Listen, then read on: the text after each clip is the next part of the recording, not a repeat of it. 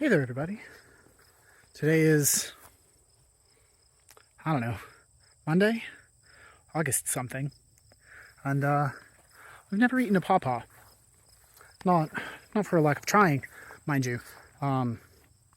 We've been trying to grow them here with a mix of successes and failures for a number of years now, and yeah. So I figured today let's talk about pawpaws and give a little update. We are looking at the first one I ever planted here, and this one is now a couple of inches taller than me, despite the amount of deer browse. And if I come down here, this stem right in here is the first one. And then we have this one which has suckered, and this one which has suckered, and that one which has suckered, and a couple others on the far side there. And if I were feeling like moving all of this comfrey, I'm sure we'd have one or two small babies under there. You can see another set of suckers right in here. And yeah, so this one is doing okay, but it's going to need a friend or two.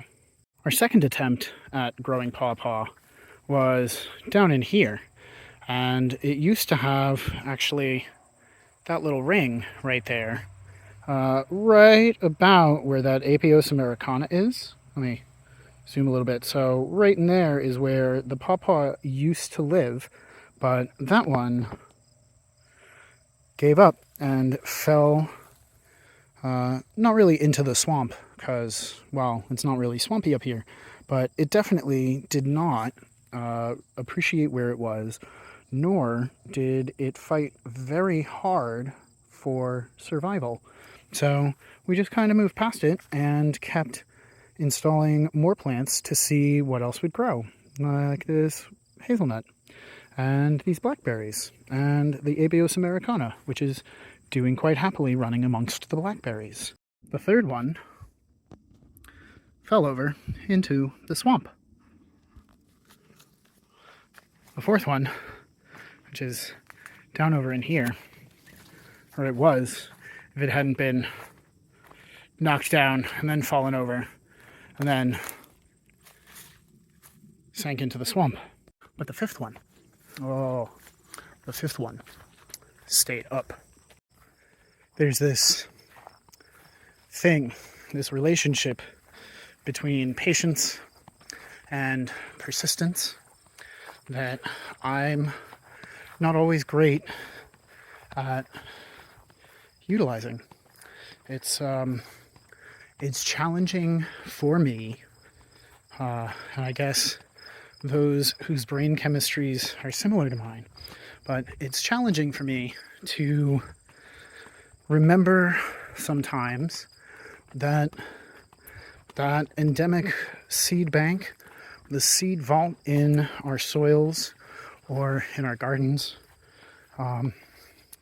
it persists. Once we've put them in there, once they're present, it could be a matter of days or weeks or months, or in some varieties, a year before they pop up and let you know that you were successful. And for me, that's challenging. Not that I expect instant results. I know what kind of work I'm in. I know the field that I participate in. I know what kind of work I do. But it can be difficult when you go for months thinking that you've, I don't know, blown more time or did not invest in the way that you ought have. But let me turn the camera around. Now that we're up front, you can see, woo, gardens, woo, gardens. But yeah, let me turn this around and I'll show you what I'm talking about. So, longtime viewers of the channel, or those who have checked out some of our videos, will recognize some of our air prune boxes. These are the ones that had the rabbit poop and the biochar and the duck bedding and all the goodness mixed up, stratified over winter in buckets, and then parsed out into these air prune boxes. We've had next to nothing come up in this one. We've had some grasses come up in this one. We've had thyme coming up in this one, but right in here,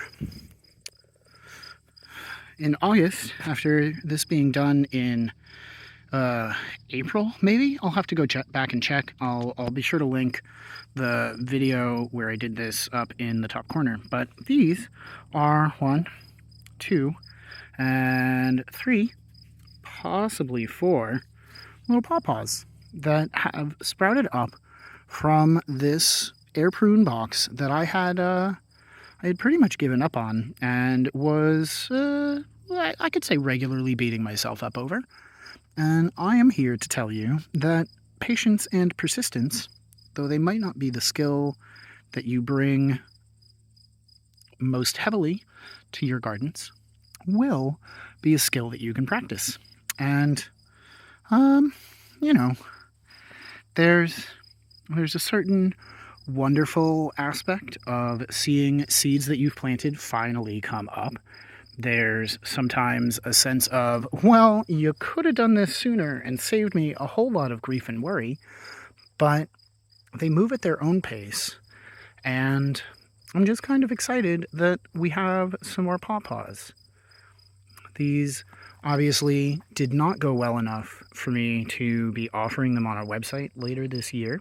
These will almost certainly be investments in the farm itself so that we can plant a few next to each other and get a little bit of additional pollination maybe in a few more years, at which point we can start collecting fruit, hopefully, and doing this more earnestly than spending $20 to $30 on a handful of seeds that may or may not germinate due to being shipped.